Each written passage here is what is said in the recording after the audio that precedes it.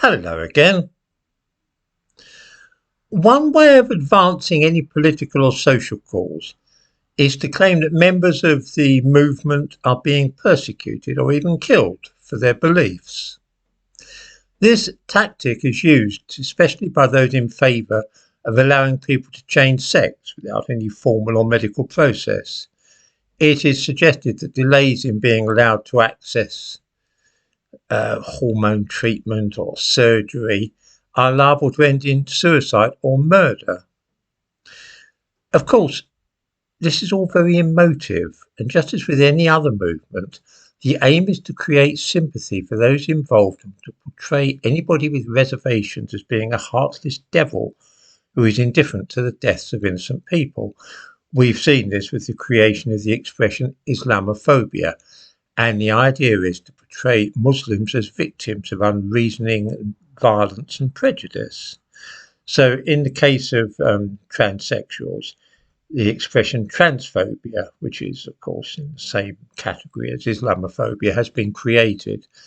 And the theory is that transsexuals are at danger of being attacked or even killed simply because they are transsexuals. In just the same way as I say, Islamophobia suggests that Muslims might be attacked because they are Muslims rather than anything they do. And the trans movement has latched onto this.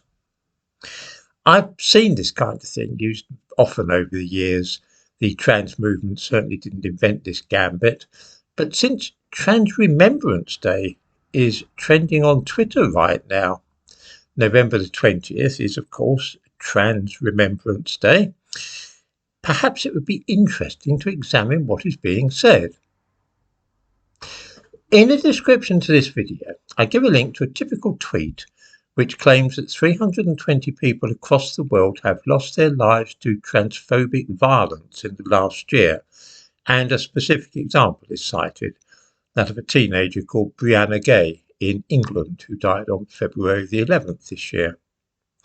Before going any further, we must remember that this death is the subject of a trial for murder which will begin in a week's time, and that we should exercise great caution in what we say on the subject. So anybody making comments here might bear that in mind and not say anything. The case is sub judice, so please don't say anything idiotic about it.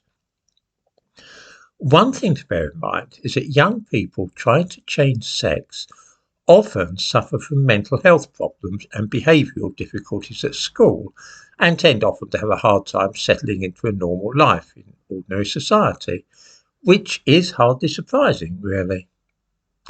Brianne Gay, about whom we shall hear a good deal next week, for instance, had at the time of death just been excluded from school and, according to Brianna's mother, suffering from mental health problems. This kind of thing automatically increases the chance of an adolescent or young adult getting mixed up in situations which generate violence, quite apart from any gender identity problems he or she might have.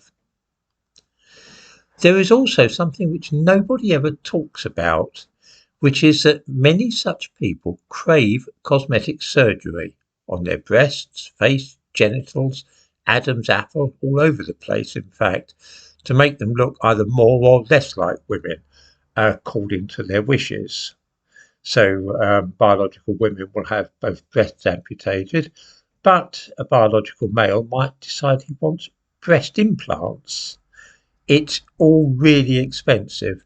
Sometimes they want to get together enough money to fly to Thailand, say, for a sex change surgery there. This is colossally expensive, and to pay for all this, quite a few transsexuals turn to prostitution to raise funds. Prostitutes, whether male or female, are always at greatly increased risk of being the victims of violence. It is in the nature of the thing, unfortunately. This aspect of transsexualism alone is bound to result in a very greatly increased risk of injury and death for quite a few of those engaging in the practice. People turn to prostitution in this way because the cost of all the surgery, and for male to female transsexuals, an enormous wardrobe of female clothing is very expensive. The costs involved are high. And so some of those who do not go on the game get involved in criminal activities to make money to pay for it all. This naturally brings them into contact with some pretty unpleasant types and perhaps accounts for some more of those 320 deaths worldwide in the last year. I have no objection whatever to anybody having surgery or wearing whatever clothes they choose. But certain behaviours will be likely to bring about certain consequences. Some of those 320 trans people were murdered not because they were trans as such, but due to how they acted. For instance, if a biological male dresses as a woman and then works the streets, picking up a man who is under the impression that he is going with a female prostitute, then he might well grow angry and violent if he discovers he has been deceived and that he's actually been engaged in oral sex with a man rather than a woman. There's no doubt that deaths have occurred through this happening, but I wouldn't describe this as transphobic violence. You see, exactly the same thing might well happen to any biological male who did something of that sort.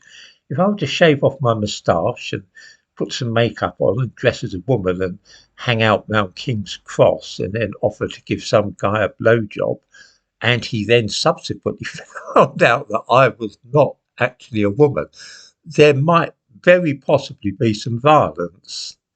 In other words, a transsexual that dies under such circumstances is not dying as a result of being trans. This isn't transphobic violence. This is a result of a course of action which might well lead to violence.